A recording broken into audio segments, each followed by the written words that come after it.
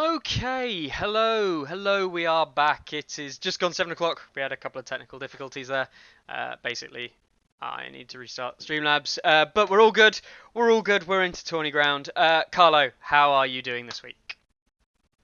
Great. I'm hanging out in my new Targaryen chair, looking at some Targaryen spoilers. So all Can good you things on the song front. can you get out your chair? You want? Get out your chair just to show us that. Uh, Go on, let's show us that nice logo. let's wait and see. There we go. Look at that logo. Look at that. Whoa, whoa. Game of Thrones. Can't really Nice. see it on the other side. Nah, it's But alright. yeah, bit of product placement for you there. That's what's it called again? It's a Titan from Secret Labs. Not Big boy sponsored. chair. Literally not sponsored, by the way. Not sponsored. Not sponsored. Not sponsored. If only, just wasted like the extra 30 quid or whatever it was to have Targaryens put on it. But No, yeah, why it's not? alas, I wish Considering it I was. live my life in this chair, I might as well spend some money on it. I know, right? So this week we saw Targaryens, right? We saw Targaryens get kind of I say released or announced, but kind of spoiled, I guess. New Targaryens, Yeah. Targaryens 2.0, because I think that's what we have to call them, right? They are not the same as they used to be. It ain't the Targaryens you've seen before. Exactly. It's not. You have a boring office terror shard. Get a better chair. There are many. Just come on. We've got to do English impartiality here, right? So there are many other chair providers that you can buy your chair from. So then, yeah, win a tournament, then sell it as a tournament-winning chair. That's a good point. With a guide on how to get good. Right, Carlo. Is that a shirt you're wearing under your jumper today? Yes, I do have a shirt collar on today. Yeah. For those of you who don't know, Carlo has moved from being unemployed to being employed now. He's been employed for a short period of time. It's been a little while actually, Mickey. I just don't think the people care that much about my exact day-to-day life. So, They do because they know that your day-to-day life is not spent looking after the website. So you know. don't give away all my secrets. No, but obviously we were talking last night about lots of different things and kind of like where the things are going, but we'll talk about that later on. So Targaryens, we've seen the Targaryen 2.0 re-release. Yeah, exactly. Not unemployed. And we see. I was really confused when I saw this, right? Because I know that we saw all of like the Targaryens come with one more replacement card.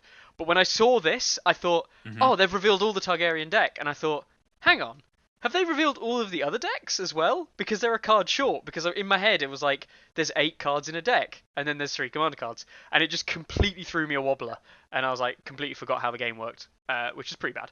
But so, you know, that shows you how much I've been playing the game. Need to play more. Right. So we see the cards. Shows how much anybody's played Targaryens that isn't Mother of Dragons.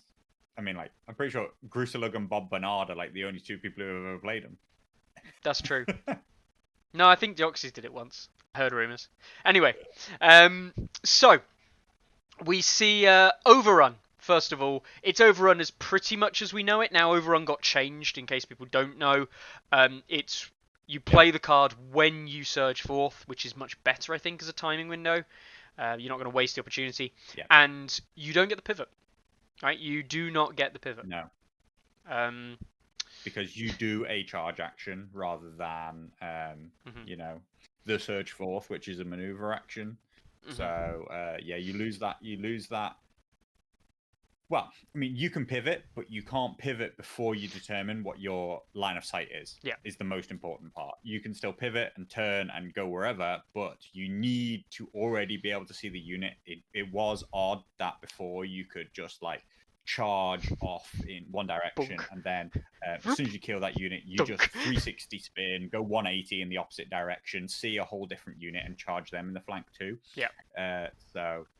Yeah, the new Overrun is a lot cleaner. Yeah. And just a better use of the card. I think, Terra says no pivot makes it harder to use, but I think that's worthwhile considering its new interaction with countercharge, which countercharge doesn't exist anymore. But like Well, it does, it's right? the whole thing about there used to be things like you played the card at one point in the turn and then you actually used it much later, which was such a horrible, clunky way of performing the action. So you're saying counter dodge doesn't like exist anymore, but it kind of does, like, but just on units, right? We see Yeah, the yeah, Sentinel special. Is it Sentinels? Um, with the Sentinel yeah, special rule, which is kind of like basically counter charge, but it's what yeah. I think the Dragonstone Noble has, so they can also instead make a maneuver, right? Um, yes. So in this case, you still get caught by that rule, but mhm, you don't have to commit to playing the card before you do or don't know whether or not you're caught by the rule. Because yeah. obviously, if you get charged before your Surge Forth can occur, you've actually lost your Surge Forth. Yes. So yeah, Yeah. So yeah, that's the kind of like I guess the be all and end all of that then. In terms of overrun, I think it's still a good card. It's still a really good card to have in your base deck. You can play it whenever you want. It's not linked to a I, unit. I I mean, mean, by comparison to how a lot of other cards just lost their ability to like really empower an action, gain a free action, we can call it whatever you want it to be. Like Overrun is almost one of the highest power level cards that I think exists in the new edition. I think mhm. that it's one of the few cards that actually managed to survive unscathed. Yes, definitely. Um, so there you go. First card down and out, and it's a good one. And then we move on to Sudden Retreat, which is basically already exists, and they've changed the wording on it, cleaned it up. Like, I mean, look at that as a tactics card, right? It's got 4 Yeah, complete lines. That's it. 4 lines. What an easy, and I will actually, succinct. yeah, I'll praise them here, right? That is easy to understand. The trigger is simple, and what you do is simple. The defender of the Yep. attack performs 1 retreat action. It's nice and simple. I don't think you can misinterpret that in any way, shape, or form. So, like, kudos to them there. That is a really well worded card. Like, straight up, you know. Um, so that's Sudden Retreat. What do you think? Just yeah, just retreat. Free action. Yeah, it is a free action. Well, I mean, I consider Overrun basically a free action. Surge Forth is not generally a big Yeah. action, and you're turning it into a charge action. You're effectively turning your move action into a move and attack action. So effectively, you've gained a free attack action. Here, you've been attacked and you gain a free action. I thought we weren't having these anymore, but we're 2 for 2 at the moment in the Targaryen deck. 2 free actions from 2 free cards. So Yep. powerful so far. And then we move on to the next one, Swift Reposition. Now, we saw this from the spoiled stuff before. This has been a previously seen card. Start of any turn, target one friendly combat unit. It shifts 2 inches, and if you control the horses, it does a 3-inch maneuver. Is that another Uh, free action? yeah. Well, Not quite. It's like a half action, right?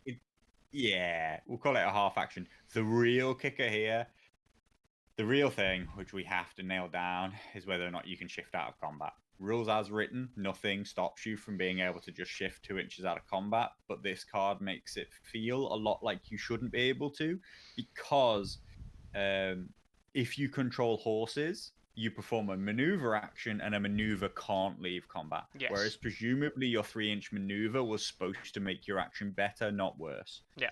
So Yeah, it's evening as well to Charles joining the chat. Yeah, so they did clarify that a bit. I agree. They did clarify the shifting out of combat, and I think I think widely, and I think you're probably in the same boat as well, Carlo. We all widely agree in the competitive end of the tournament that shifting out of combat isn't really allowed, right? I think we all kind of agree with that. The problem is that's not actually what the words say. So as a tournament ruling, we can't say you're not allowed to because that's not what the rules say. But we're all kind of in agreement that yeah, you shouldn't be able to do it. But if we're following the rules as they're written, like we can't say that you're not allowed. And it's really difficult from a TO's perspective because I think as a community, as I said, we're all in the same ballpark, but we're all having to play a game that isn't the one we're playing, kind of thing. Genuine question, like where was it clarified? I assume in a podcast. Yeah, I think they said that. I think Like, that they haven't actually said that it does not. But there was a guy who is responsible for writing the rule book. He's one of the producers of the rule book, as is on the credits. Literally posted on one of the posts that was talking about shifting, and said it was an oversight and it would be addressed. So it could be something like it's not okay, official. It's not official, yeah, but it's that's the kind of Simon FAQs that I've come to expect, which yeah. is somebody acting in a not quite official capacity, posted on a non-official source to say, yeah, that's not how it works, and everybody's supposed to say that that's the rules now. Yeah. I'm like, okay, I'm afraid I can't really stick with that until you've written it in an FAQ for me. Yeah. But So I mean, if that's what they're going to come out and the FAQ comes out at the same time as the actual rulebook gets released yeah, along with all these cards, absolutely. then that's fine. Like as long as they know that that's a Yeah. problem and they address it straight away, I've got no concerns.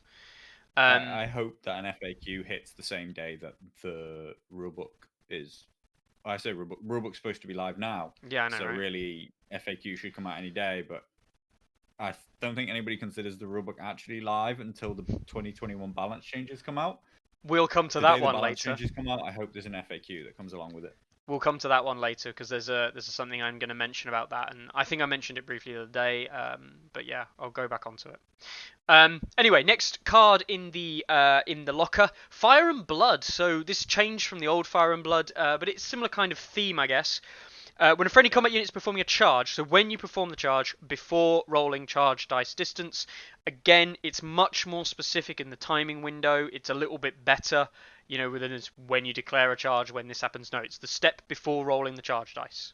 Yeah, when you're performing the charge action. So you've already declared it, you've already got a target. You choose, if you've got horses, you choose 2. If you don't, you just control 1. And you can either re-roll the charge dice, you get Sundering, or you get Vicious, simple as anything. If the charges are successful, right? This is the important thing. Yep. If it's a successful charge, you don't just get these things. Not like I think it matters too much if you fail, because I don't think those effects would come into play, I don't think. No, I mean, if it's you only fail. for the turn, it's not for the round. No. So, I mean, it's probably not a big deal, like, that it says that, but I like the fact that it says if they successfully charge, they get it. Because if they actually, like, it's a wording that doesn't need to be there, but actually I do feel like it clarifies that position a little bit more. Over clarification is never an issue, unless of course it leads to further problems down the line. But yeah, so Sundering, Vicious, re-rolling charge distance dice. That's all good, isn't it? I mean, yeah, if you've got horses, this is a big bump on an attack. 2 keywords, two of the most sought after keywords. Easy trigger. Yeah, You're gonna like, charge. Yeah, exactly. That's a great card. That's just a great card to have in your hand. No downsides. Easy use. Easy trigger. Yeah. It's just one of those ones you'll get it into your hand and go, oh cool, I'll use that as soon as I can, and you'll play it, and you'll probably play it that turn. This is 4 for 4 powerful cards so far. Yep. And then we move on to field control. Now, I know that there's been some people have said this is really good, some people have said it's bad. Yeah, also this turn can be nice for overrun. Yeah, good point, Deoxys. Field control, when an NCU claims horses, so this is friendly or enemy, when an NCU. If the NCU was friendly, you may replace that zone, with you get the free maneuver or retreat, so exactly the same as horses. So you get the horse zone, but you get +1 to your movement, and any enemies that become disengaged with become weakened. So it's like a retreat plus or a movement plus, right? Okay, that's fine. But here's the big one. If the NCU is an enemy, you may force your opponent to replace that zone's effect with 1 friendly combat unit becomes weakened. They may shift 3 inches. What? Like, what? So it feels like they feel like a shift is like you got a 2-inch shift, you got a short movement, and then you've got like a short maneuver action, and then you've got like a full maneuver action. And they're almost like they just like, rather than giving you a whole action or taking away a whole action, they're just gonna convert one into another, and then that's enough. Like they've taken half an action off you or given you half an action. But this one, in the context of like an all cavalry army, in the context of trying to, the way that maneuver is generally used at high level play, 90% of the time, I would say 9 times out of 10, the horse is used to allow you to regain sight of a unit so that you can charge it later in the turn, or so that it doesn't charge you in the flank or the rear or something like that. You're turning to face, Or moving and if you into a now have different to arc, shift, right? Moving into a different arc as yeah, well. You know, all yeah, of these things. that's true. Yeah, all of these things, getting yourself from the front into the flank. Now, some of those cases you might still be able to do with a 3-inch shift, but some of them you're just going to be like, that's such a waste of an action now. Never mind the fact that you're weakened. I think it feels oppressive. Actually, it feels like we're back into movement. Hard control, like that is hard control almost. Yeah. I understand that they didn't take the action away from you completely, but if used right, then it's a worthless action to you now. So it's a tough one. I think it's a bit oppressive. Terra says it stops them retreating from key situations. Yeah. The other thing is as well, it completely stops you turning to face cavalry. If cavalry get round your flank, I just play this, and the best thing you can do is shift 3 inches back in the hope that puts you in arc. If it doesn't, then your entire action did nothing, basically. Like, it didn't do anything. You weakened your own unit, and you didn't even get me in the arc. So I think that's really good. And as Ilya said in chat there, big shout out to the Tabletop Warden guys. I know they do watch the show. But Ilya saying in chat there, it counters outflank. Welcome, you know those Reaver captains we just saw from Greyjoys? Jarl, for those of you that play Free Folk. I claim horses and I go, I'm going to replace it with outflank, or the equivalent other rule, and you go, yeah, but actually I'm going to play field control, and I replace it with my effect, and by the way, because I'm the secondary player, you resolve your replacement effect first, then I resolve mine. So you play your card that says, I don't know, fainting maneuver from Harmer, and then I just go, oh no, field control, mate. Yeah. You just exactly. wrecked. It's counterplot. It's better than counterplot in the current understanding of that card. Yeah. Specific to horses, of course, because of its requirement. Yeah. But it does. We're yet to see how many exist, but it nullifies every zone replacement effect, right? Yes. Every tactics card which has a zone replacement effect, if you play that on horses, you have to know that you might be playing it, turning your zone into something, and then having your opponent just say, oh no, but you have to turn it into this instead afterwards. You're not getting your card back. You're not getting your effect back. You're not having any changes of mind here. You're stuck with the weakened and 3-inch shift, or because of the way the trigger priority into like order resolution happens based on active player going first, triggering first, and resolving first, and then the non-active player following suit. So I think field control actually has oppressive hard counter here in a way that maybe they did understand, and that's why it only has the horses symbol. Maybe. Obviously, it's only one zone of the board, which they are supposed to be the kings of. Look, they're down to a single zone. We talked about it a little bit with neutrals last week. Neutrals became a letters zone only faction. And the Targaryens now have become a horses only zone. So maybe you having hard control over that zone is something that they want, but it is a very hard control in an edition of the game where they said that hard control is going out, is not a thing really anymore. Yeah. The other reason I don't particularly like this card, and the reason I think it is kind of ridiculous, is because for those of you who know Varys is out there, modern day Varys, of course, has changed. They completely changed Varys in the changes. He no longer just cancels a zone. He can do when your opponent claims a zone, he can then get a bonus from it, right? And I believe, if I'm not incorrect, I'm trying to find the article now. I don't want to say, obviously, give people incorrect information. He turns your opponent's horses into you gaining a 2 or 3 inch shift. I Off the can't top of remember my if head. it's 2 or 3. I'm going to double check on the card. It is a 3-inch shift.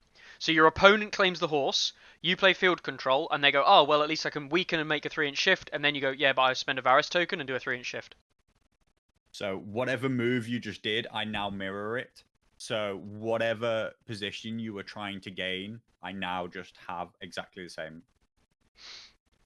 No, so the zone replacement No. effect is... So the effect is resolved. The effect is to replace the zone, Jesse. So you replace the zone, and so, right, it now reads this. And then my card takes effect and goes, but now it reads my card. So the effect of the zone isn't resolved until all cards are resolved on claiming the zone. Mm-hmm. Yeah. So it's because it's on the claim. It's not, you don't resolve the zone until you replace effects resolve as well. Yeah. Resolution of a tactics zone has to come a distinct trigger after you claimed it. Yeah. So claim all things occur here under this trigger when NCU claims, then resolve, and at that point where you go to resolve it, it doesn't have that effect anymore. Yeah. So yes, I think that's going to be ridiculous. I'll be honest with you. I think the combination. I mean, we've seen what, 5 cards so far. 5 for 5. Yeah, 5 for 5. 5 cards, almost any of which I would take over practically the best card in somebody else's deck. So far. Yep. So far. Unstoppable Advance. it just, I don't even need to say, like, when this friendly unit activates. Interestingly, black text for the triggers on these. I think that must be a misquote again. Like, for what it's worth, I think that people writing these articles to do with the fact that it has 2 areas, but yeah. But Adravat doesn't do that. You know what I mean? Like, I just think that whoever's doing the articles themselves and putting the images together is, we've said it before, actually a lot of the images and things, not very clean. You know, I'm not trying to shout and just say, oh, the social marketing guys aren't very good. No, but it's little things like that which, as my background in like this kind of stuff, it does narc me a little bit. Anyway, when a friendly unit activates, this turn, that unit may ignore the dangerous, hindering, and rough keywords, and destroy any terrain with the destructible keyword it moves through or ends within 1 inch of. Yep. I mean, that's just a really good card again. So the second part is huge.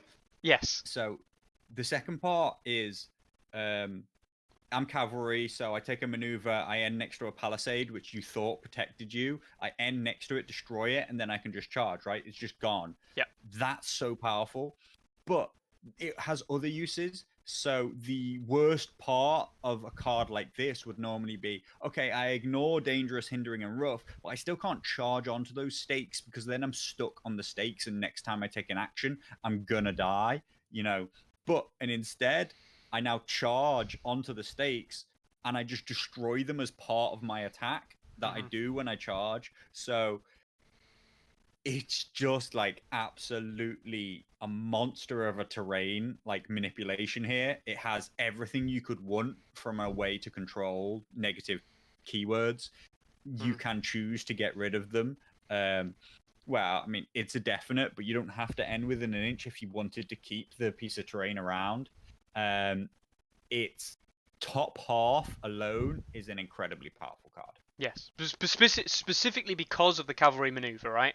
The free cavalry maneuver that you get with cavalry means that you can just do, on the most part, as we'll look at in a minute, a free cavalry maneuver to destroy any terrain and then just charge basically through something that people thought wasn't there. It's so good. Yeah. Then we move on to the second half, and the second half is not even bad. It's not great. It's really not great. It's probably the weakest part of all the cards we've seen so far. When a friendly unit surges forth, you gain 3 inches to maneuvering during that surge forth. Right? You've got overrun. You're probably going to play overrun most of the time. But yeah, it's not terrible. Yeah. That's the thing. Like, it's okay. It can have niche uses where that 3 inches means that you can't like you can get out of line of sight now. You can get into somebody's flank. You can get to safety. The 3 inches itself or the 3 move isn't powerful. It's that it could have a corner case, and to throw a corner case on top of a card which already felt very, very good. Maybe they were scared that people wouldn't like Unstoppable Advance for those who were playing like randomly generated terrain, and then people are saying that's a dead card because I didn't get any of those terrain keywords on the table, right? Yeah. So, but God, it's a good card. Like, it didn't need the secondary kicker, in my opinion, because because I play selected terrain. I don't know why you wouldn't ever be putting terrain with those keywords on the table if you are the Targaryen player, and then just abusing them to like really do things your opponent can't do. Thematically as well, Deoxys also says you'd be placing a lot of woods on against Targaryens, and actually, for once, I think they've nailed the theme, right? You wouldn't face Targaryens on an open field. Well, what's one thing that you can't really deal with? Well, woods, forests. Yeah. And actually, it's not an open field anymore. In every other case, in every other tactical game, cavalry are hindered more by woods than they are by almost anything else. Like that is one of the worst things for cavalry to kind of coordinate in. Yep. So that's fine. That's good. Just odd that they can ignore everything else bad, which would normally slow them down. Right? Stakes, which you put in the ground. You literally put stakes down in the ground to stop cavalry charges. That's a thing. But oh well. What do we know? The Surge Forth also potentially 9-inch maneuver going after killing a unit. So if you can't play Overrun, you can do this skedaddle out of the way, get out of the way of a charge arc, get out of the way of a charge coming in. Yeah. All right. So we move on to the last one, Blood of the Dragon. Start of any turn. Target one friendly combat unit and attach this card to them until the end of the game. This is a common new kind of on-death triggery type. The old on-death trigger is changing to this, obviously, idea. When a friendly unit is destroyed, so no condition, just when a friendly unit is destroyed, place an order token on that unit, on that card, but on that unit, basically. While this card has a token, the attached units gain +1 attack dice, and melee. You suffer +1 melee attack dice, and the unit suffers -1 from panic fails. I mean, this is not an amazing card. This is not like mind-bogglingly. This is amazing, right?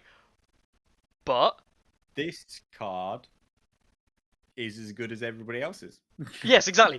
It's as good as everyone else's. You put it on, like, if you get it early, you put it on a unit that's semi-dangerous that you probably know isn't going to be the first one to die. Done. Easy. Yep. I mean, at least it's melee only. I know, right? Well, I say at least. Like, it's melee only. That's a little bit. Like we're clutching. I'm clutching at straws for why this isn't just a good card. 7 cards better than any 7 cards that anybody else has.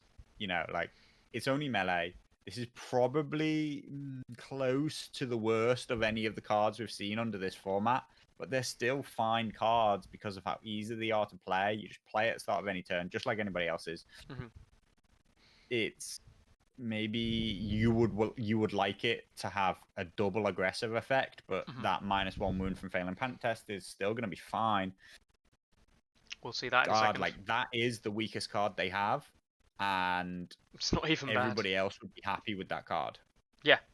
The other thing as well, actually, which I know Terra's saying in chat, he doesn't like these cards mechanics wise. I don't mind them. I think they're fine, but I actually do understand why, from a bookkeeping perspective, keeping track of a tactics card on the board all the time is actually a little bit of bookkeeping that people don't like to do. You already see it with influence, where people forget that a unit's been influenced or other things. There are drawbacks. I don't know. I wouldn't say it's a negative, but there are drawbacks to these style. Yeah, Baratheon Conviction again is another classic. People always forget about it. I mean, Baratheon Conviction, of course, everyone forgets about because it doesn't do anything half the time anyway. So What else I find odd about this card is, I mean, I understand that this is the mechanic that they decided to copy and paste, but it's when a friendly unit is destroyed, place 1 order token on them. While it has an order token, just complete set of like bonuses. At least, unless I'm mistaken, others were like one order token is this, two order tokens is this. It was a bit feels like a building one, yeah. Yeah, like it seems odd that like you just get this whole effect. I'm not saying it's an overly powerful effect of +1 attack dice on melee, -1 from panic tests, but it's why do they get the whole thing just on one order token? It seems, yeah, I'm not entirely sold by the format of this card. Well, there you go. That's the base deck, and 7 cards, Carlo. If you were to rate that deck 7 out of 7, you know, a point for each card, what would you give? You know, possible maximum score. Would you give it the 7 or would you give it less? It gets 6, 6.5.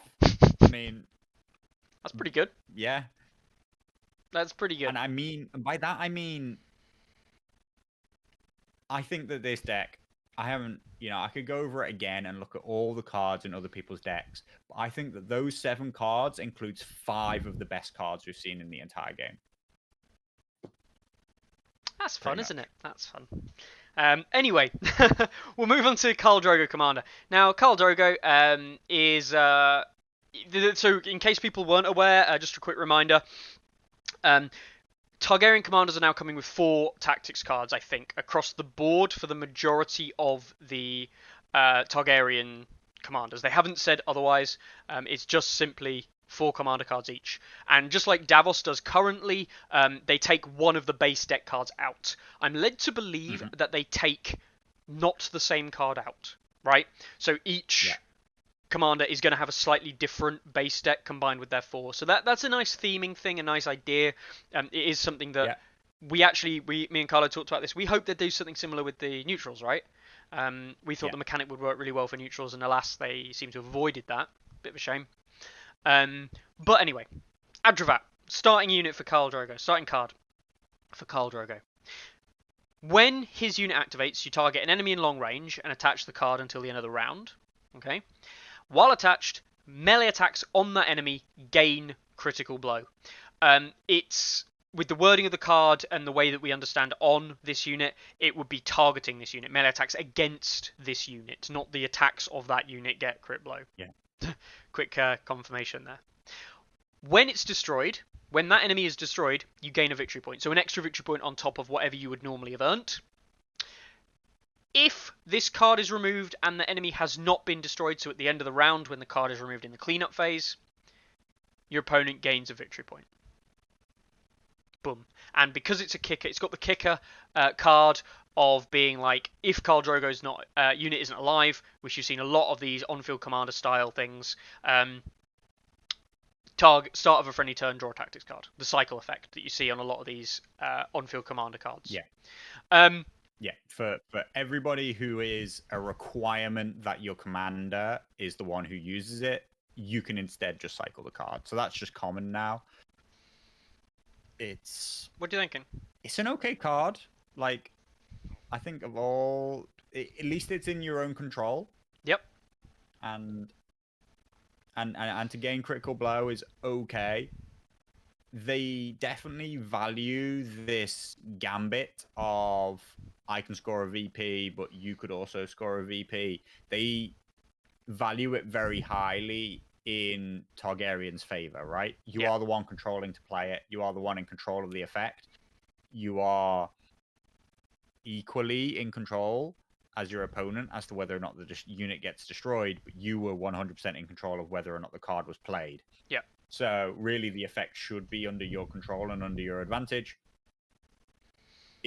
They rate it quite highly, I think, versus what its actual effect is. Actually scoring a VP, you know, like for the gambit of could score 1, could lose 1. I think they're not super powerful cards. No, I don't. The problem is it's not a consistent. Yeah, crit blow is not consistent. That's the thing. It could be explosive, and you'd be like, "Oh, I just killed the unit. Easy days." It could also be like, that basically did nothing. So yeah, it's a gambit saying like, I'm going to put a lot of resources this turn into killing this unit. What I don't like about this card in some ways is that the activation on when you do it, right? We'll come onto this later, but you can activate Khal Drogo's unit, you can put this card on a unit, and then you can delete that unit. And we're going to look at why and how you can do that. And it ceases to become a little bit of a gambit, because then if you didn't do it with that unit, you just activate another unit later on and try it with that unit. Which we'll see. But anyway, Ride by Attack comes in next, and we see when a friendly cavalry unit selects its action during its activation. So the selection of the action during the activation. So that is after the cavalry move, yeah, when it is selecting what it is going to do, which is good that they've clarified that. Before resolving that action, as its action, that unit may pivot, then perform one march action. Even if it's engaged, it can move through enemies during the march, and any enemies engaged don't pivot. Yeah. After completing the march, one enemy moved through suffers 1 wound plus 1 wound for each of that enemy's remaining ranks. It's Mammoth Light, right? It's Trample Mammoth Light, the new Ride by Attack. I think, well, Ride by Attack wasn't good, right? This is the thing. It wasn't. No. It was a good in theory card, but the way that the tray mechanics work and the way that you use it, it's like, just not that useful. You have to go super, super far to get through a unit, right? Like, the amount of times that you could fit somewhere on the other side was so few. Yeah. Thoughts on this card, and then we'll reveal the fun part. Yeah, well, I already know the fun part. I think anybody who's seen and watched a game of Mammoths being played in the current effect understand that, yeah, you know, okay, you could have done more damage with an attack. Like, you know, like doing 1 wound up to, well, it's 2 wounds to 4 wounds, right? Generally speaking, because your opponent has 1 to 3 ranks. 2 to 4 wounds is fine. You'd hope that most of your cavalry units could do that much damage anyway. It's that you're now on the opposite side of them. You're now having to be chased, you know, throw in a field control and they can't turn around to face you, all these things. So anybody who's seen Mammoths played well knows that this general effect of doing damage while not having to end up in any particular prescribed position and being able to just be in an aggressive position in behind your opponent's force is the more powerful part of it rather than the damage it intrinsically does. So I think people will look down on the amount of damage it does, but actually this is basically a movement effect with a damage kicker to it, really. The damage is the secondary part. Yes. You basically get to do a pivot before a march as well, if the worst comes to worst. Now, the kicker really, and Gru's saying there, you know, we watched him play, trying to get through Stannis in the TSL to no avail with the old Ride by Attack with an old cavalry unit. Yeah, I don't think that this new Ride by Attack is that powerful, right? Until a little explorer goes on a little mission, maybe? Jorah, the Explorer, is a cavalry unit. Solo cavalry unit, sure, but he's a cavalry unit. So, you know that thing that people do with mammoths all the time? With a mammoth tray? You can do that with Jorah. With this card. And... at least it's only 1 enemy. I know, right? I know, right? But my concern here is a 3-point activation, and it's Mammoth Light. Sure, Mammoth Light as we know it now. And nowhere on this card does it say that it doesn't affect solo units. So you can run through a solo unit and do 2 wounds to a solo unit. Yeah. You can do that on a dragon.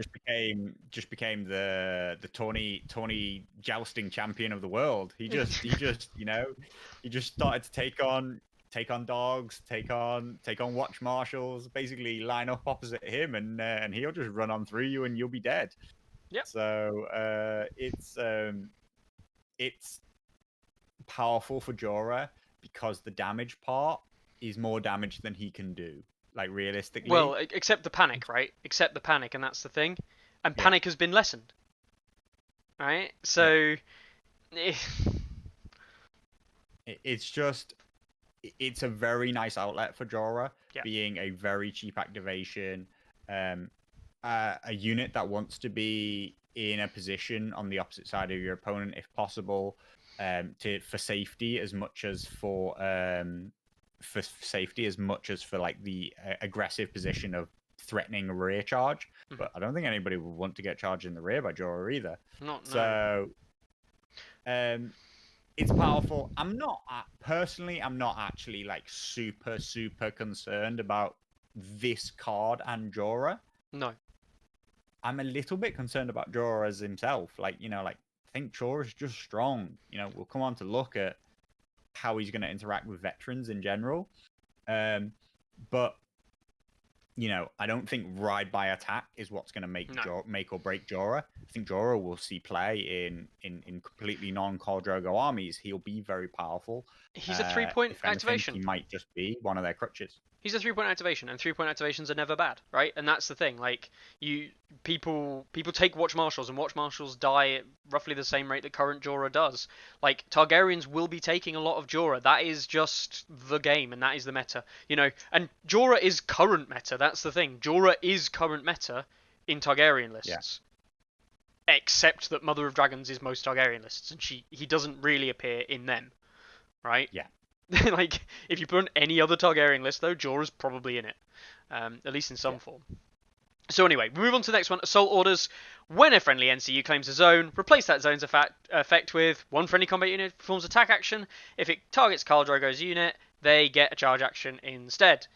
We see this in the Greyjoy deck, I believe. I think Victarion has exactly this card. It's not a bad card. It's not amazing, but it's not bad. Those zones things that say, you can't take swords. Charge. No. Unless played on Drogo. Yeah. So I'm almost okay with that part. I think it's generally pretty powerful. It comes with the secondary part of before the game begins, remove sudden retreat, but they specifically called out that victory point cards are the ones that are really the fourth card. So I wonder if maybe it's just that they didn't have space on Adravat. Maybe. Clearly. Well, it's also up here. It's also because it's the activation. Like, it's got the kicker thing of starting to draw a friendly turn. Like, it doesn't really matter which one it replaces which one in the long run, really. No, it doesn't technically matter which one of the four is being replaced. No. As far as Adravat goes, I know it has a specific effect, but I think I would have rather have kept sudden retreat than Adravat. But I'd rather have assault orders than than sudden retreat. Yeah. So, I don't rate Adravat that highly, but obviously they all come as a package. You don't get to pick and choose which ones you take and keep. But assault orders I think is a powerful card. I think it's the new end of very powerful cards. It's almost gonna be, sudden charge, but requires a more specific setup, more specific kind of role, which is focused around the commander, which is a large part of many cards these days. What's nice about this card is that it is a bit like the Greyjoys. Having attack on non-sword zones is very good into the secret mission things where you give up a VP for taking swords, because it will shy away from wanting to do that. You can take crowns. True. And just be like, I deny your crown option against, say, I don't know, an enemy Walder that wants to perform late and steal the turn back. But nope, take that away. I get to, claim the crowns and to turn it into attack. Absolutely. Lead by example. After Khal Drogo's unit completes an attack. So after his unit completes the attack, attach this card to one other friendly unit in long range until the end of the round. That unit gains +2 to panic test rolls, and its melee attacks gain +1 to hit. That is like, I just attacked. You, over there, you go in now and just charge headlong at the front of something else, because, we're going in. I like this as a theme. I really like this card as like a, go in with the commander, make some headway, send your brothers in. Adravat.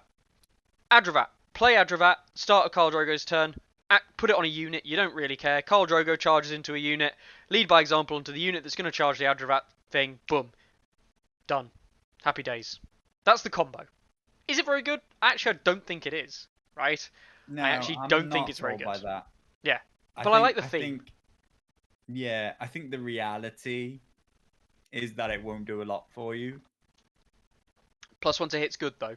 It's always good, but as we're going to see in a minute, It it's is. not that And effective. the +2 panic tests means that you can even use it if you're about to get charged, Yep. just to like really keep your ranks up. Yeah. I don't know. Yeah, it's I okay. think that his 4 cards are weaker than the base deck. Yes, generally speaking. Which says, quite importantly, maybe I just want to use the start a friendly turn to draw more tactics cards instead. Yeah. Like forget whether Khal Drogo's alive or not. I might just cycle them for the deck because I have such a powerful base deck that I might just say I don't need him. Mm-hmm. I don't need that. Like I don't need to be so all in on Khal Drogo. I'm just gonna say, hey, look, I've got another field control. I've got Unstoppable Advance. You know, these are powerful cards in themselves, and they don't force me to work around Drogo. So Mm-hmm. I think that might actually be a reality. Like genuinely, could just be what people do. Yeah. Khal Drogo then, himself, the attachment, obviously comes with the 4 cards, cavalry attachment. Expert Duelist, so they changed Expert Duelist, which is not something I think we've seen yet, but he just does, so each time it performs an attack, you can choose one of 2 things. You either just do a wound, right, or, on a 3+, you destroy an attachment in the attack, in the unit. Infantry. An infantry attachment, yeah. Can't just kill cavalry attachments. No, but you overrun an infantry unit, and a lot of commanders are infantry attachments, so you're just killing an infantry attachment on 3+. So there's a risk that you don't do the wound with the 3+, of course, but you know, Worthwhile. I think the majority of the time. The +1 wound is just good. That's a panic test. Doesn't matter what else happens. That's a panic test. 3+ armor save. Yep. Panic test. 2+ armor save. Panic test. Yep. You know, you just don't care. And then he comes with Iron Resolve, +1 to the panic test rolls, and -1 wound from failing tests. Standard thing we're seeing on a lot of attachments here. Yeah, it's fine for just like that is 1 point on its own, probably Iron Resolve. Maybe it's half a point. In fact, actually, it's exactly 1 point, right? The guard captain has Iron Resolve. That we see the Lannister guard captain. It's literally worth a point. So Expert Duelist, a free panic test on anything you attack ever, pretty much, and the chance to kill attachments. That's nearly a point on its own as well. Powerful. Even a 2 point. The things that really work are he's not stupid in Dothraki Veterans anymore. That was probably the worst thing about his old design, was that obviously Dothraki Veterans are practically supposed to be his 4 Blood Riders. Yes. And yet it was a meme that he basically overlapped and had no synergy with them. Like his charge on swords was worthless because they could charge anyway on swords. That is way better. That Khal Drogo isn't now just fielded inside of flayed men is probably the best thing that could come from it. I think it's interesting also that the Targaryens went from being a horses and I forget actually, were they only a horses faction before? Base deck was only horses. They had a lot of they had some money bag synergy with like what's his face of Karth, Zarazo and Doxas, and the Queen of Marine has like crown synergy. It's a bit of a mix. But Khal Drogo used to give swords affinity. Yes. Both in his own cards and in his attachment effect, and that's gone too. So unless we start to see that come back with the other commanders, this faction is just a horses faction right now, and that is a bit predictable. Is the only weakness I see in their deck, but it feels very, very countered by field control. That basically you can't afford to just grab horses off me whenever you want, because it could actually have a very negative effect on you. Yes. So then we move on to the units. Okay, so Dothraki Veterans at 8. That's why I died Carlo. 7 dice, 7/5 profile on 3+, range attack, short range. 7/5 dice, melee attack, 3+. 6 movement, 5 up armor save, 5 up morale save. That's something you're going to hear a lot today. And swift retreat, which is basically sudden retreat from the tactics deck, so you get it on the order anyway. So even if you have Khal Drogo in Dothraki Veterans, you still have swift retreat, sudden retreat on a unit that you don't want in combat. Quickfire, after they do a movement or retreat action, they can shoot. Hello, Ranger Hunters. And obviously cavalry, free maneuver. 8 points.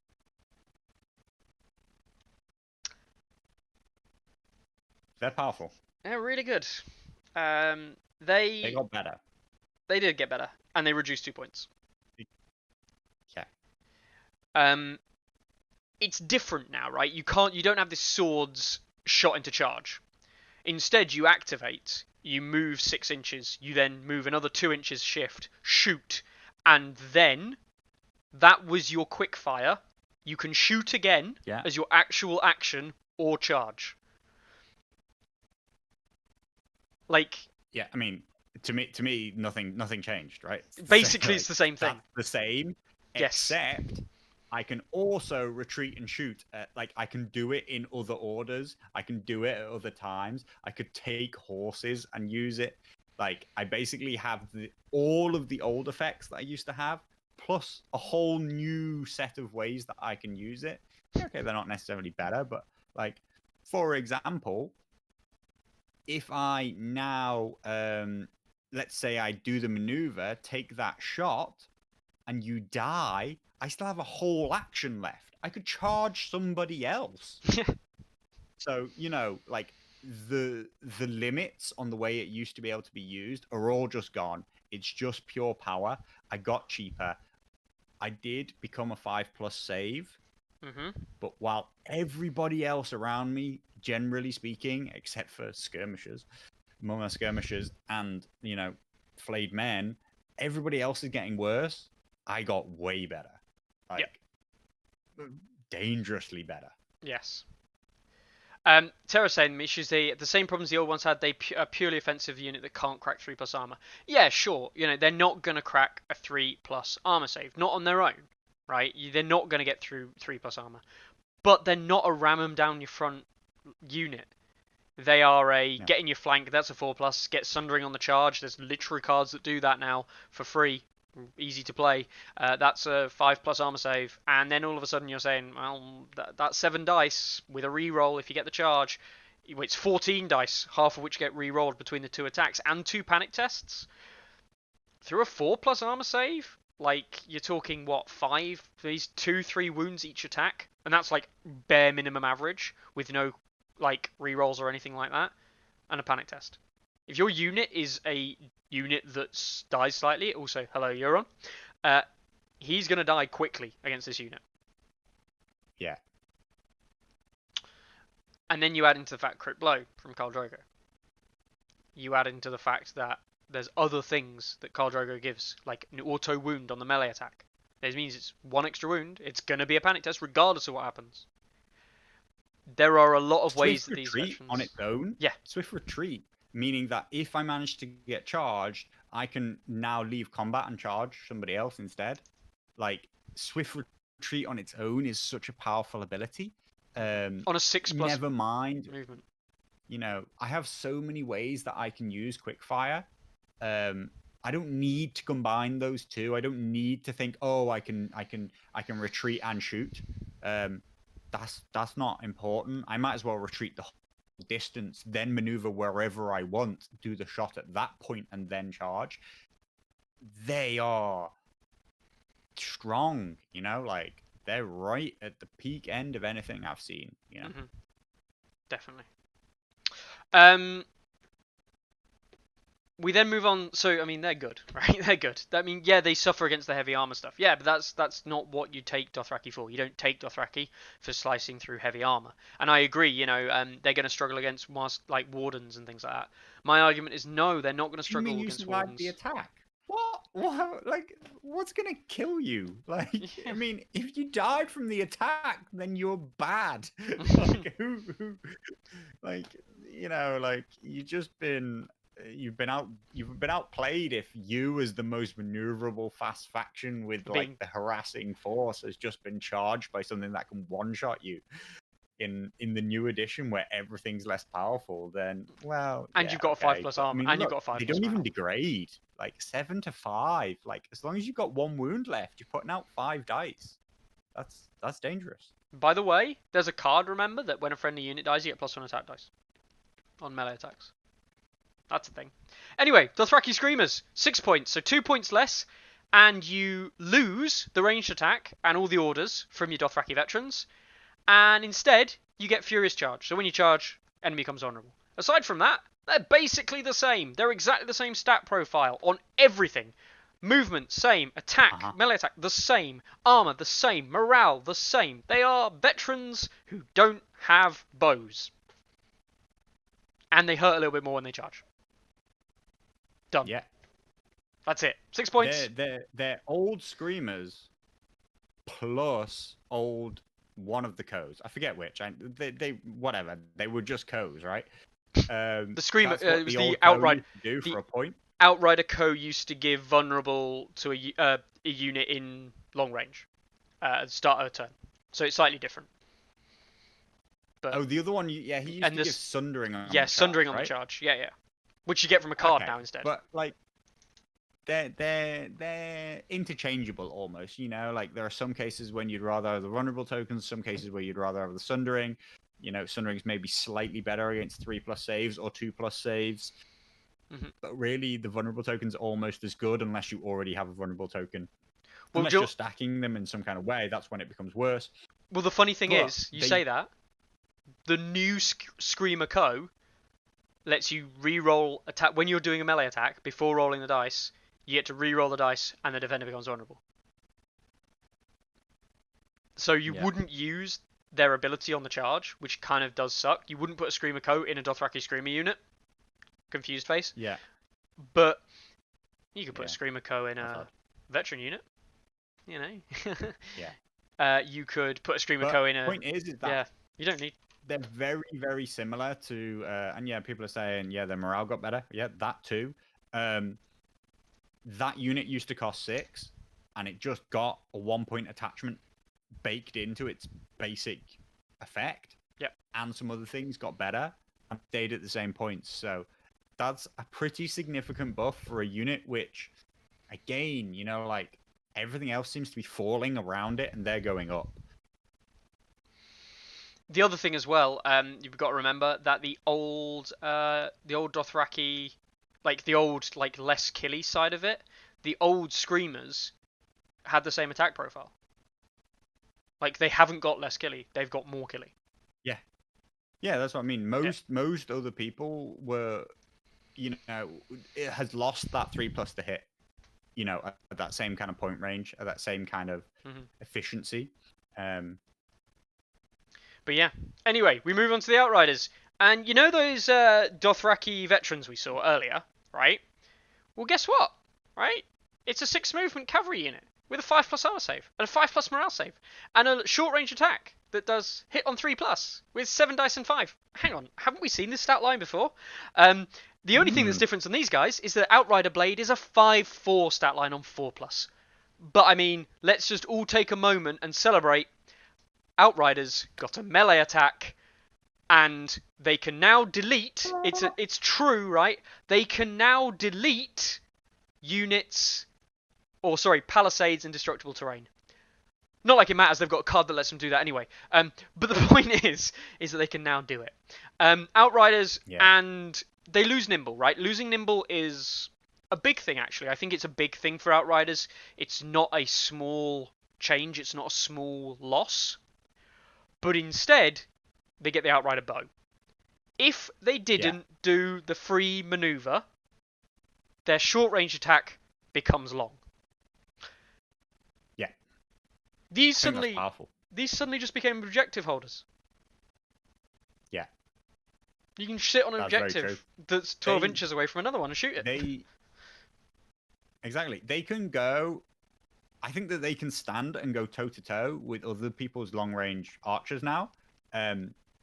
7, 5. in a 2-rank 12 wound profile actually does very, very well into other people who have a 3-rank profile and lose a rank after 4 wounds and then lose another rank after 4 wounds. So they can do that part.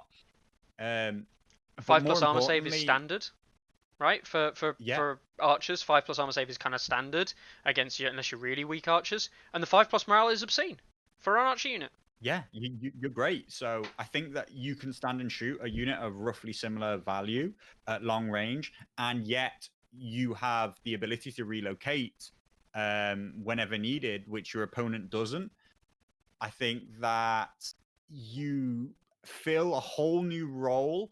They used to be just too technical to use, in my opinion, for them to be really worthwhile. You could sometimes see somebody field 1 unit to some okay use, but it was very, very technical movement. You had to be very, very careful with them. Now they can stand 12 inches away from infantry, threaten them, shoot them, even 14 inches. As far as, nothing stops them from doing the shift. They're just not allowed to do their free cavalry move. They can stand there, shoot, shoot, shoot, shoot, shoot. As the enemy comes, they relocate into the flank and shoot in the flank. This is what they should have done originally. Very, right? Yeah, almost. I like it a lot, actually. I think that it's very powerful, but not overly powerful. I just think it fits the Cantabrian Circle kind of like method of warfare that a horse archer should have always been, and it gives something that allows the Targaryens to draw their opponent in with, so that they can take advantage of the flanks. Rather than before, it felt like they just had to charge straight across the table because they had nothing at range, and their opponent just had to play as wide as possible to try and block off the flanks, hold the flanks, not let units past them. It feels now like they have a way to soften up at least one part of the enemy's line at range and create ways that they can punch a hole. And I think that is all brilliant. I really do like the redesign of this unit. I mean, I was a big fan of Outriders already. I ran 2 or even 3 in lists of Targs that I ran, where you ran 5 cavalry units, Jorah, and 2 NCUs. Basically, that was the whole list. And I was a really big fan of them. I think these are just better. Like, objectively, I think they're just better. So 100% in my Targ list, I'll be using these bad boys. I really like them. Then we move on to Dothraki Harakars, right? And this is a weird one, right? Because we already had the unit card from a long time ago with lots of big letters subject to change before release, which, as it turns out, it changed before release. Hey, that's not something with this. That's in case anyone's wondering. Yes, we've seen that before with a lot of things, Reavers, things like that. Anyway. But we see the points cost. This is the first time we've seen the points cost of the Harakars. It is 5. That had not been previously announced. I think if you go back and watch Tourney Grounds, we all agreed that it would be 5 here. We all said, yeah, it will be 5. If it's 6, it's dog pile. You just never use it. If it's 4, you're just silly and this gets picked all the time. It's got to be 5. Yeah. 5 points for Dothraki Harakars. They've got the 2 limit. Which we're not a big fan of, Carlo. We don't like that in game design. It's not a good feel in army building that you have to do that. The duplication of the outflank itself feels like it should be enough to be a self-limiting factor. Yes. You shouldn't be telling people you're only allowed 2 of these. It shouldn't feel advantageous to have more than 2.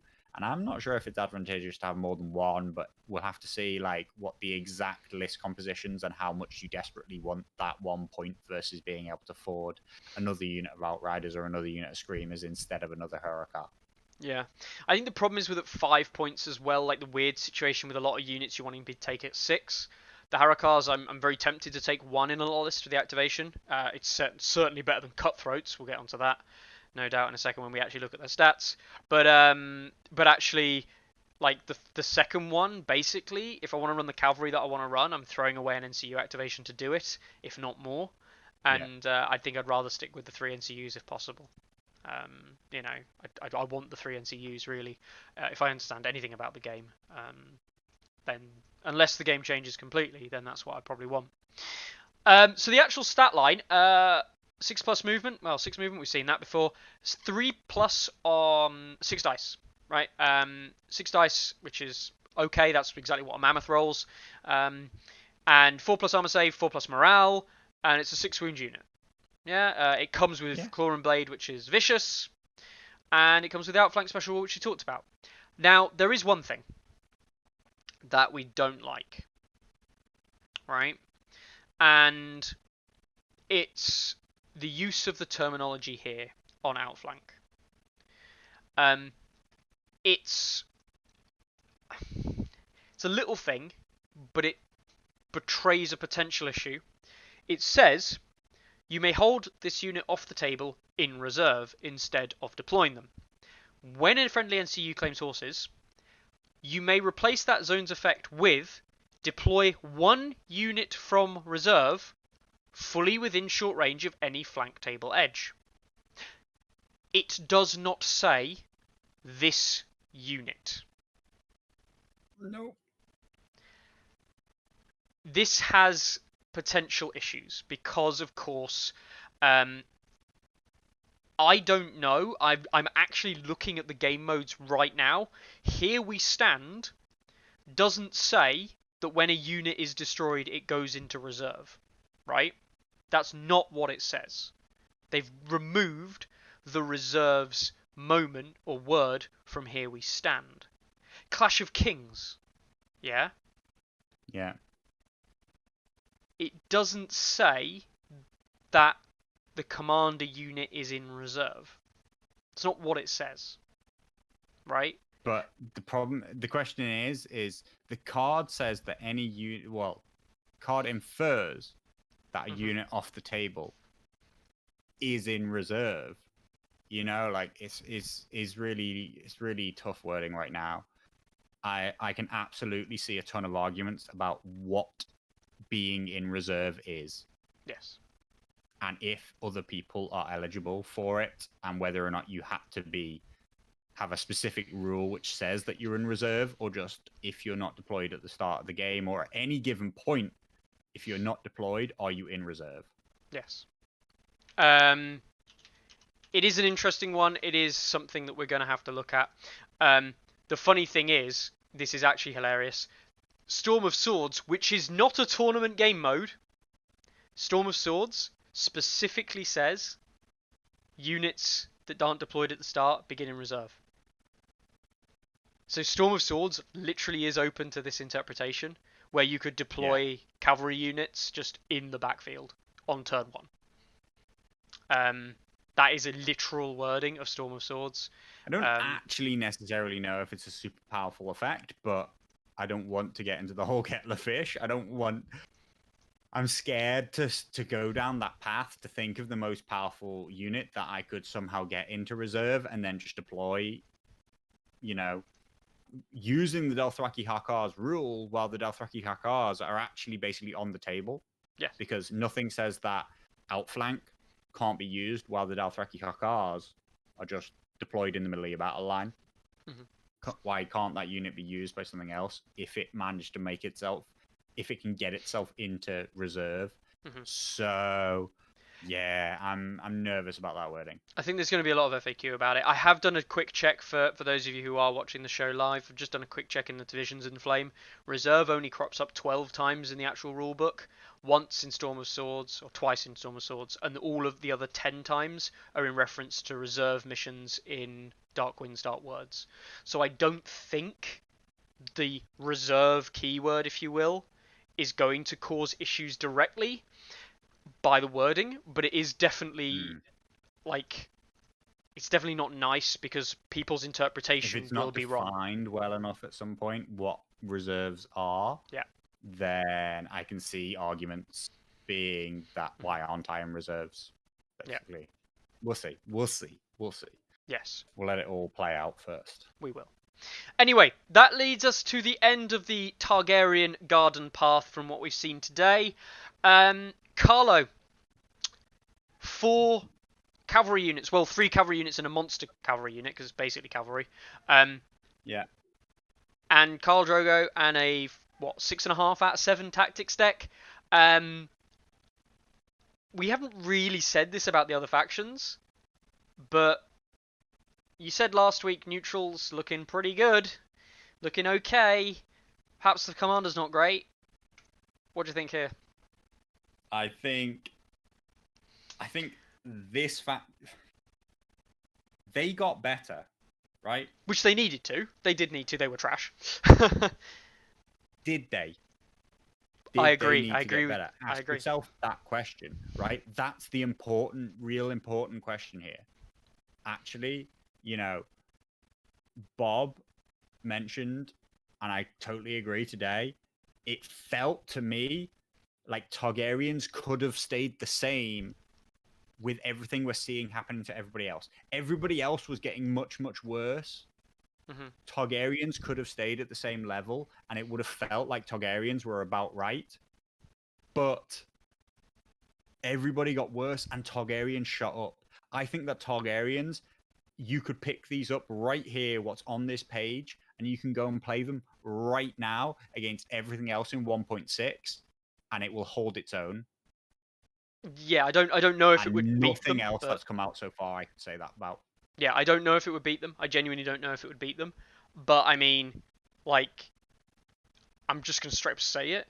This shits all over, literally all over the front garden of Greyjoys, from what I can see at the moment. Yeah. Like it's just not even on the same planet level of skill of like ability, and this just from basic ability.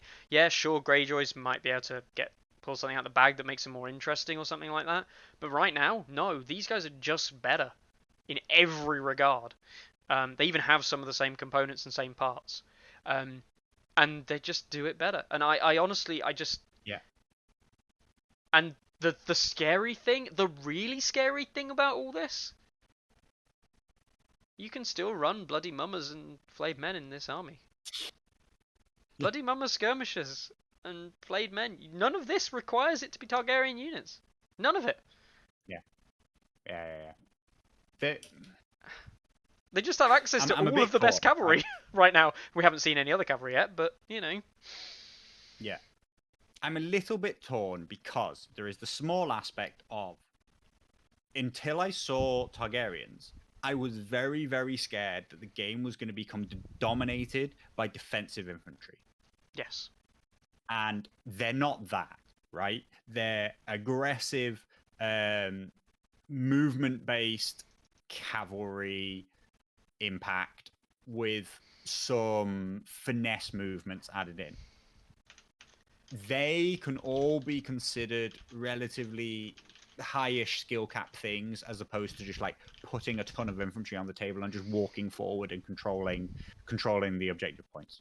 So that part is like, okay, I'm a little bit relieved that there's still like some movement skill based mechanics going on here, and that looks like one of the best things that you can do. But it suddenly like gets everything about me nervous. Like, did you not understand what was making Starks so strong? Like, did you not understand why Starks and their deck is considered oppressively dominant? Because what it has is it has movement mechanics that nobody else does. It has movement control, and it has like phenomenal value and efficiency in aggression. And so there's this torn, like I'm honestly torn. We'll see what else falls out from this. But it felt, I did feel like, okay, everything's feeling a little bit too defensive, a little bit too slow, but this is just blowing it out the water. And I'm just like, uh-oh, did you not learn any lessons about Starks? Have you just decided that Targaryens are the new Starks? Because that's what they look like right now. On the plus side, there is a plus side to all this. We were putting some Targaryen lists together, and essentially, right, it's we did the maths on NCUs based on 4 points being the minimum. Harakars, assuming you want to go for pretty much full targs, you wanted to take veterans. I think the maximum number of activations you can get up to is 8. Because of the limit on Harakars and because of the point, unless you were to take like I don't know, something like Cutthroats or something, which if you didn't see last week's episode, check out last week's episode. If you're taking Cutthroats, then sad face, basically. But you can get like a maximum of 8 activations, which, as we know currently, is going to make the game difficult for you. Mm-hmm. The understanding in the new game is that activation is going to come down because activations are generally costing more. So that in the new game mode or the new game state should not matter as much. But even so, if units are still pushing 10 activations, Targaryens might suffer in that regard. If the standard becomes 8, I think Targaryens are going to have a very fun time. And I think they are going to, if you're not running a heavily defensive army, I still think they might struggle, as we said, about those 3+ armor saves. And Guardsman with that panic check, ooh, that could be dangerous.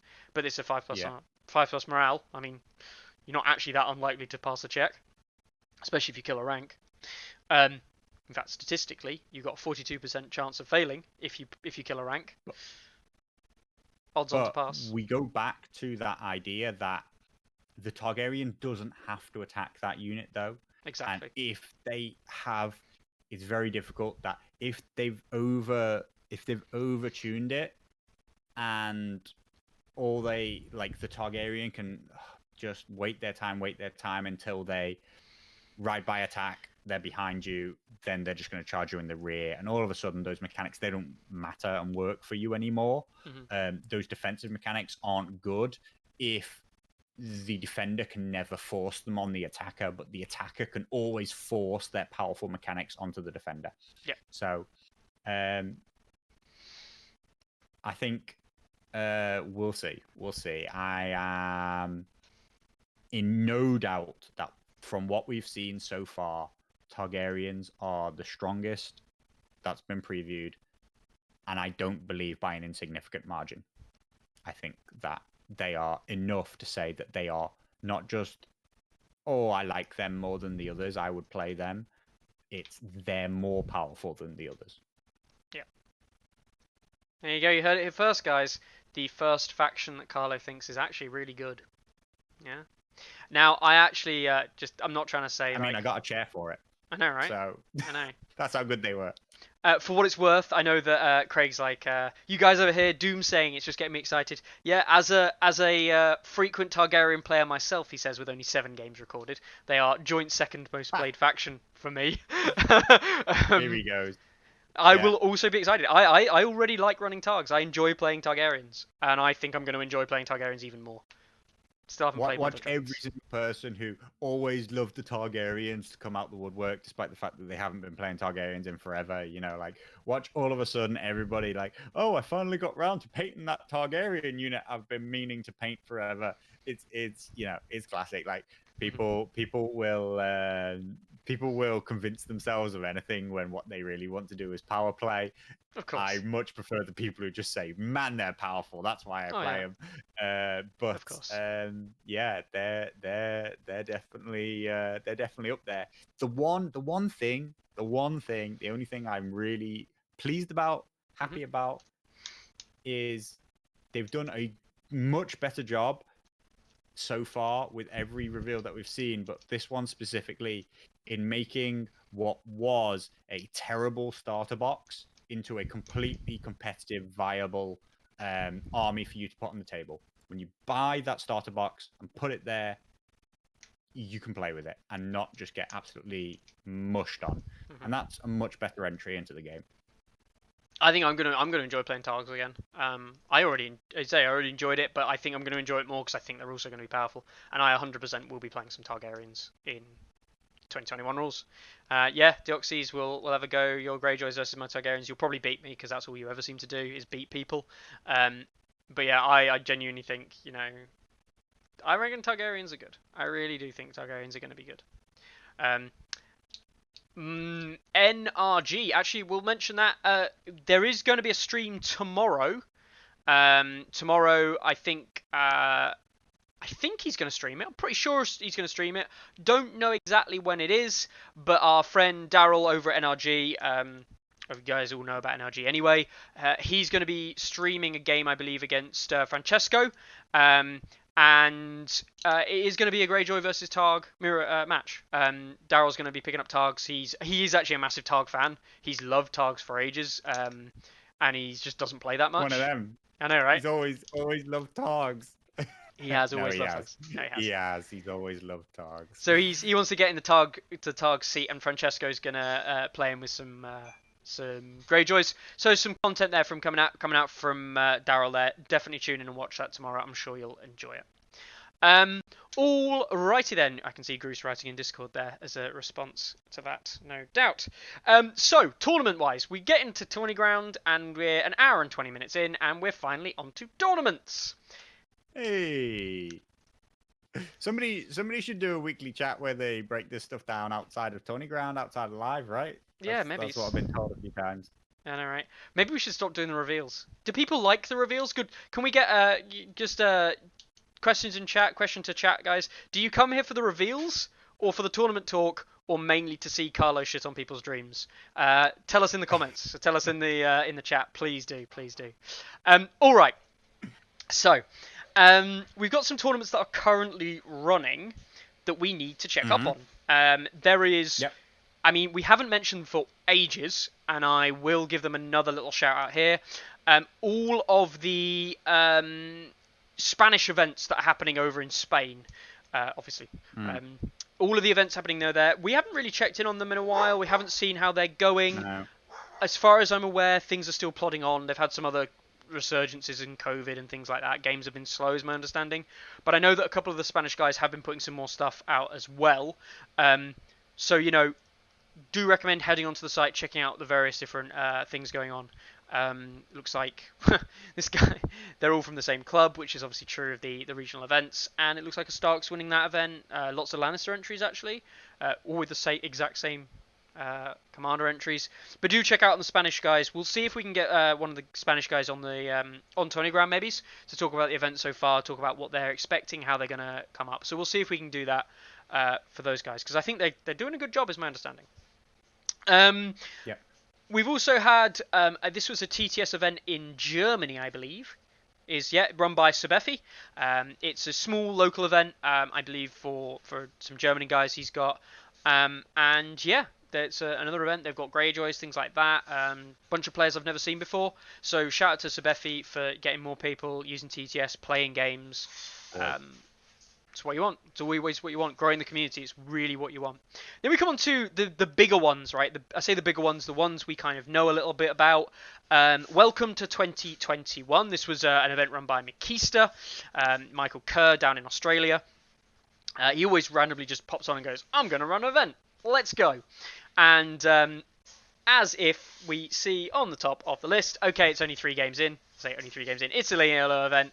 And who's in first place? Deoxys. Can you just please leave the tournament scene for like 10 days just so other people can go and win some events, Deoxys, and play games? Don't say that. He already did that. He went and left the tournament scene for like 2 months, went quiet after the Masters. And but that was because no tournaments. Yeah, it was nowhere near as an exciting time as when Deoxys wasn't there. The troll himself will play anything he feels like. But basically anything we tell him to, right? It's great. So we see names we've seen before. Deoxys in at 1, the Ardeep Math in at 2, Bloodraven, in at 3 playing his Lannisters, great stuff. Claw in at number 4. Lubalak, we've seen Lubalak before. I can't remember where we saw him, what tournament was in. Slovenian Masters. Might have been the Slovenian Masters, yeah. But he's in there. Winter is coming. Tom, he's up there. Skunk from Germany, he's back in. Ashigaru, he's appeared a lot of places. I think he was in the TSL and some other stuff. Great. And then some new names. Kuba, I can't pronounce that. I'm sorry. Rozpruask 16. I probably butchered that. But he's over. I'm guessing he's Polish. I'm gonna guess that completely. John Snowgroupie, don't know who he is. Anyway, Francesco, mentioned him before, and Zero Talk, who obviously qualified for finals as well. Loads of names we've seen before, and coming back from the woodwork and things like that. What do you reckon, Carly? Greyjoy's not doing so well. In an ELO event, Skunk is doing the best, and with that with a loss win record, and the only win he got was in a Greyjoy mirror. Yeah. I think the Greyjoys' early signs are that what they have right now, it's to be expected. It's happened to tons of factions in the past. This is just pre-warning. they've been designed for 2021, where most things seem weaker. Yep. Playing them into the current meta does not seem very fair to them. Yep. As like a balance of how strong they are. But the site will attempt to measure them versus the current things because that's what it has. But I don't want people to get convinced that it's going to be any different to what Baratheons were on release or what Targaryens were on release. They were both, and even what Free Folk were on release. They were all terrible. They were all the worst faction. Without having as much choice as everybody else, you're just at such a huge disadvantage. And they seem to have a track record of underplaying a whole release on launch rather than overvaluing them, kind of overselling them, overhyping them, overpowering them. I just want to make sure that everybody's sure that if you've been waiting for Greyjoys, this isn't just going to be an easy road into being competitive straight away. Yeah. If Euron is still here in chat, sorry mate. Until we see that Hero 1s and all those different commanders and what the different things might be offered and all the various different NCUs and attachments, right now Greyjoys are looking sad. And I don't even necessarily think that the extra... Trappers, right? Greyjoy Trappers coming out. They have a movement debuff, a way of literally stopping a unit from doing a movement. They'll probably have some form of, let's face it, they're putting on every unit now, probably a minus to hit or some form of retaliation on attack or something like that, like a panic check or something like that. If they've got any of those things, they might be a really good unit. They might be playable, certainly. But until they come out or are released, then Greyjoys are looking pretty sad, unfortunately. Yeah. It's looking like a rough road. It's looking like a rough quarter road to 6 months. Actually, and the worst part will be that if they've grouped together or their initial launch, at the cost of there not being anything for quite a while afterwards, then Greyjoys, if they're not strong on launch, might be in a bad state for a long time. So I'm trying to suppress everybody's expectations on Greyjoys because all early signs aren't great. No, not indeed. And I think a lot of people have pinned quite a few of their hopes on Greyjoys being what really they've been waiting for. Yeah. So we move on and we see other things running. We've got Sunday Slaughterhouse Rules running. The Slaughterhouse Rules obviously running where you'll see a weird thing here where people not having lists and stuff. In case people aren't aware, you play different lists every week, and the lists you play are lists made by other teams. And your lists that you play change every week, and your opponent changes every week. And it's like a round robin-y type thing, team event. It seems going pretty well. As only first round happened last week, the second round got drew yesterday. I think it is what it is, really. We'll check in with it. It's hard to really glean any stats from it. Yeah, it's a very interesting format. I know. I saw in the Sunday Slaughter Discord, Chris posted up more like just a snapshot stat of the factions that people had effectively picked in the first round. Yep. Greyjoys are pretty popular. They're getting selected a lot because people just want to try them out.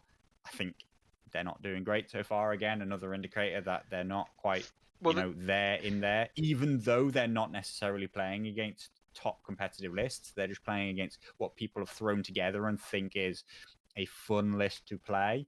So that's going to be a very interesting event. I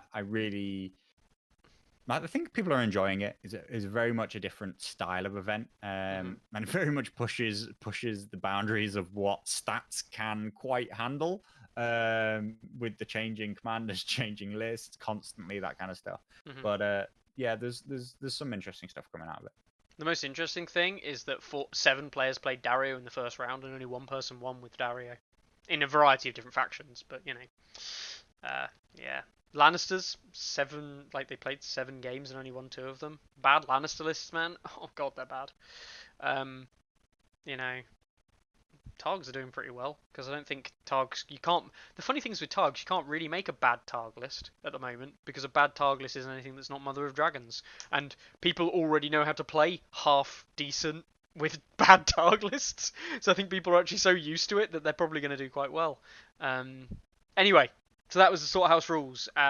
We've also had Un Danse avec le Signon. I thought Signon was swans, so I'm probably wrong. I'm guessing it's dragons. I'm guessing it's dragons. I don't know. I really don't know what the French for. So Google search for Signon. Brilliant. It's a genus of bird. There we go, boys and girls. In English. Let's have a look. It's stork. There we go. It is stork. The dance of the storks. Or dance with storks. Must be dance with dragons. Anyway, no players sign up for the event. It is an event running and did run on Saturday. I'm guessing that it either didn't go ahead or they haven't uploaded it to stats yet and they didn't actually use the site to run it. Sad face. But there are apparently events going on around the world. Might have been a test event, of course. What's coming up then? We've got 2 events coming up. The World Cup finals coming up, of course. You wouldn't be here if you didn't know about that. Starting this weekend. Well, I say starting this weekend. The list to join this weekend draw happens on Sunday. Is that right? Or I say the draw. Friday, actually. Yeah, it doesn't really matter. It doesn't really matter when the draw happens, does it? We can start playing games as soon as the list is locked, pretty much, because we all know who we're playing. Yeah. I'm going to be playing N-Line, I believe. Yep. Maybe if I get through him, I've got to go through Deoxys again. Fun times. Anyway, so we got the Bash event. Bash is a Boards and Swords event in UK. Unfortunately, this is a UK only event, but they're running another event. There's been some discussions and things like that. I think 12 players so far on the waiting list. 1, 2, 3, 4, 5, 6, 7, 8, 9, 10. Oh, 10 on the waiting list. Carlo, are you going to be entering or yay or nay? £10 entry. Try entry. I am, as you can see, an employed man now, super busy with a few things. So I'm going to try because I think that it's best to try and support the UK scene as much as possible, and that's what they're trying to do. They're trying to bring together.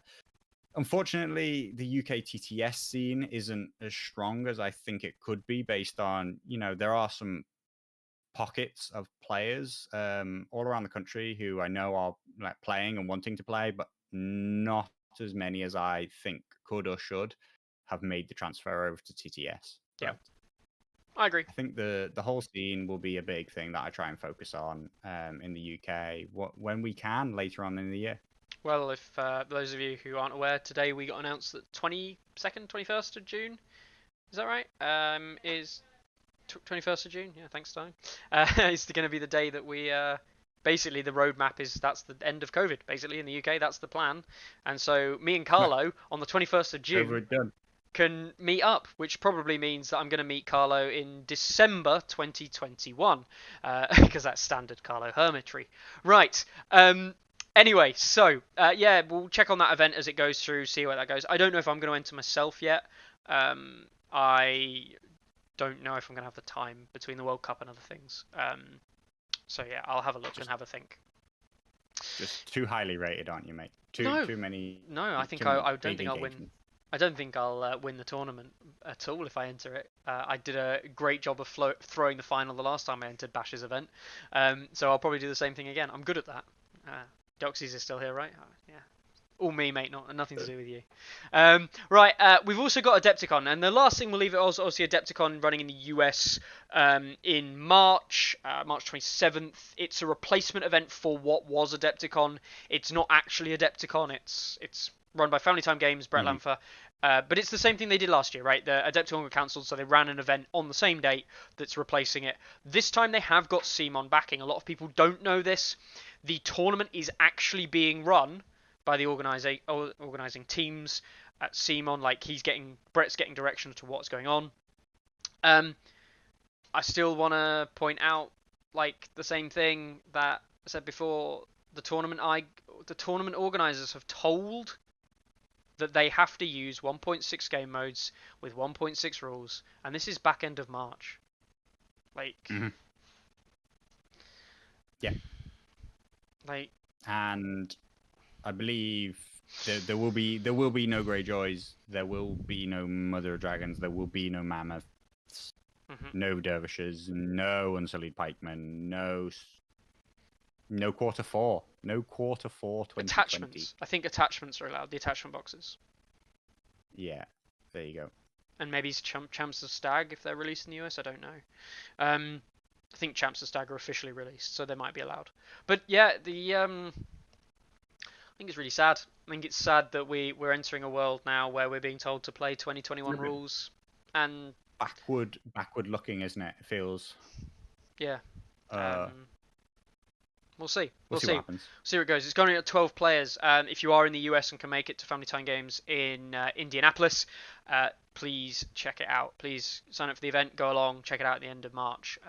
Plenty of time to prepare and things. But of course, stay COVID safe as well in the meantime. Family Time Games are pretty good at running events, even in the awfulness of the world. Alrighty then. Next week we'll probably be talking about factions in terms of another release, in terms of some faction breakdowns for the World Cup finals. People can change their factions. We'll see where that goes. Carlo, 2 questions for you. Which is going to be the faction that gets released this Thursday? What do you reckon? Let's see if you can foretell the future. I hadn't thought about that. Well, they went... So let's remind ourselves, they went Barra, with... right? They went Baratheon, then they went to neutrals, then they went to Targaryens. And Targaryens done Greyjoy already. Came second on their poll. Neutrals weren't that high. So it feels like they're kind of just in their own game right now. Was Lannister or neutral? I think you might see Night's Watch. I don't know why. That's just what I feel. Night's Watch next. I can see Night's Watch. I'd actually forgotten they existed as a faction briefly. Yeah, I can see Night's Watch. I was thinking maybe it's Lannister. I was thinking I think they're going to reveal one other buff faction. They're going to reveal another faction that gets buffed before they release some of the factions that are going to get nerfed. And we already know that Starks and Free Folk are probably going to get nerfed. We'd almost certainly expect that. So I think they're going to do another buff faction to build more hype before they go for a kind of sad faction reveal. For the old nerf bat. Yeah. Into the hole. And then, the other question. What are we going to see breakdown in the World Cup? You reckon majority Starks? Yeah, majority Starks, majority Free Folk, majority Night's Watch, majority Baratheon Lannister. What do you think? I think 14 out of 18 will span across Free Folk and Starks. 14 out of 16, you mean? At least. 14 of 16. I still tell you that Baratheons will not win. So Baratheons won't qualify. Baratheons won't qualify, and everyone else is going to be playing Starks and Free Folk. I think Starks and Free Folk are a personal pick right now.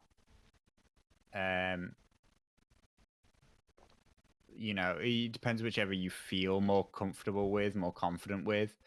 I think that they're way more popular and consistent than Mother of Dragons, but I think Mother of Dragons will pick up some picks. I can't tell you that the rest are going to be no picks, but they're non-factors for me as chances to win. Everything else outside of those 3 are complete 0 factors in contention to win the event. Okay. Well, there you go. You heard it here first. So, Carlo, that brings us to the end of the Tourney Ground this week. And for everyone watching, fantastic. Thank you very much for joining us yet again. We'll be giving you probably another look at another faction next week. We'll break down some tournaments. We'll see what we can do. And obviously, we'll look at the World Cup finals. Take it easy, guys. We'll catch you next week. Bye-bye. Bye.